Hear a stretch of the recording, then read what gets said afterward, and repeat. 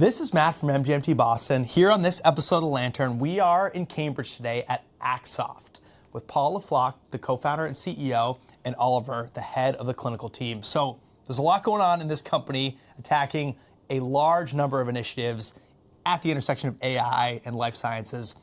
Paul, what are you building here at Axoft?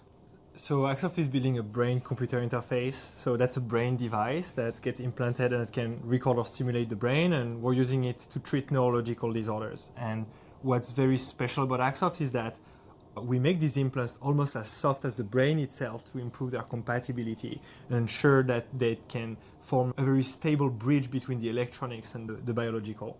And a ton going on this startup, from here at the lab in Cambridge to medical research facilities down the road. What has this moment been like in 2026? What has happened at your startup that you would share with the rest of the Boston community? It's a pretty pivotal moment because we just closed our Series F fundraising, which for us helps us to activate really major milestones as we're working toward collecting more clinical data, working toward first FDA approval for a product next year, and also building up our manufacturing capabilities in this space. I want to go a little bit further. They are building the material to embed sensors. They're building the actual sensors that go in it. They're building machines that will then go implanted into humans. There is a ton going on in this company. And Oliver, what are some of the highlights on the clinical side of the house in 2026 that you're excited about? So in 2026, we've already implanted 11 patients, including 2 at Mass General here in Boston, and in Panama Clinic and in China. Going further into 2026, we'll be doing more human implants at all of those sites. And we also will be getting the product regulated here in the US so that in 2027 we can go into further trials.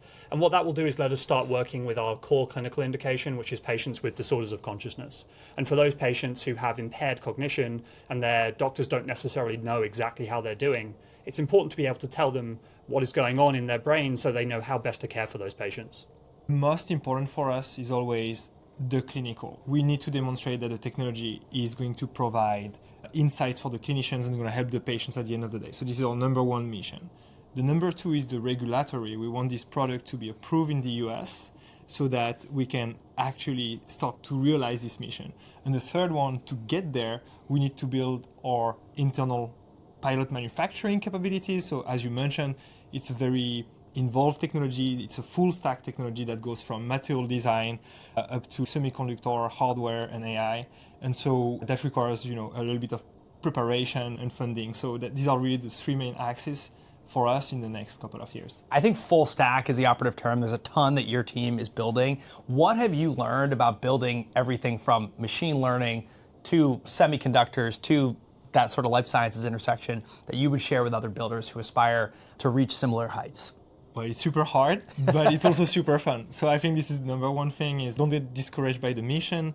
And then one thing that we realize is when you have multiple technologies involved in your product, it's very critical to identify how you can accelerate the iteration speed in the company, because it's very easy to get stuck in the beginning and defining how you're going to be able to improve your technology, especially when you're on early stage, limited funding, is so important. We've learned it the hard way, like some things we didn't work. Then we had great iteration cycles and we're always trying to improve.